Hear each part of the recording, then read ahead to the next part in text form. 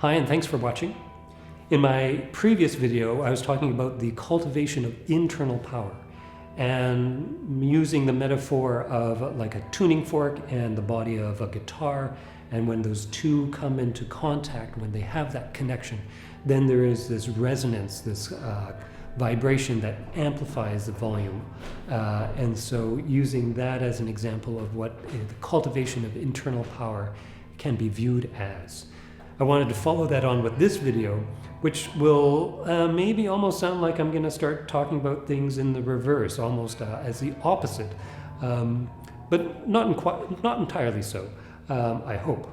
But I bring it up because the idea is that, well, we want this connection. We don't want to lose the sense of the development of the person as themselves. And so I bring it up because there's a little bit of a line of thinking in modern Western society where when we come into contact with something larger than ourselves, we want to merge with it. We want to sort of expand expand into it and sort of have our own sense of self sort of dissolve. And I think, at least with my understanding of the Chinese traditions of the internal arts, is that it's actually something that's a little bit different than that. That there's this sense of retaining the sense of identity, and there's this process of developing a person as themselves, as part of the cultivation of internal power. So if we look back again at that analogy of the tuning fork and the body of the guitar, there's a connection that's made. But the tuning fork stays a tuning fork, the guitar body stays a guitar body.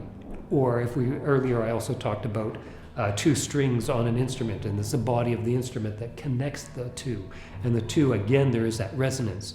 But again, those two strings remain themselves separate from each other, connected, but separate. And so there's this sense that, yes, with this connection to the tradition will change us. But in that change, there's also a development of the person alongside. And so it's when those two are happening at the same time, when both have a role to play, that the cultivation of internal power process happens. And so to bring this back to a practical sense, then it's something where the two need to be connected in the right sort of way. As in, if we come to tradition and we bring to it our own preconceptions and our own expectations of what it should be, then that connection is one that is not going to line up with the vitality of the tradition, and the chances of it actually leading to this cultivation of internal power is not very high. It's not going to happen. What we want to do is first understand and grasp the essence of the tradition, the spirit of the tradition. And then when we have that and connect with that, then there's a process that happens that starts to shape and transform the person. And in that, then there's some qualities of the person themselves that start to get expressed within the tradition. And I think this is relevant and is something that we can see, for example, in the evolution of the different styles of Tai Chi. Right? It started with Chen style Tai Chi, but from there, there was the branching off with the Yang style and then the Wu style, etc., etc. And each of these styles are shaped by the different practitioners and the point in time and the culture that they come out of. And all of these qualities then allow the tradition to shift and change and evolve. And at the same time, the people connected to it at those points in time also are allowed to shift and change and evolve. And so in a practical sense, what I think this means is that there's an understanding of the stages of learning.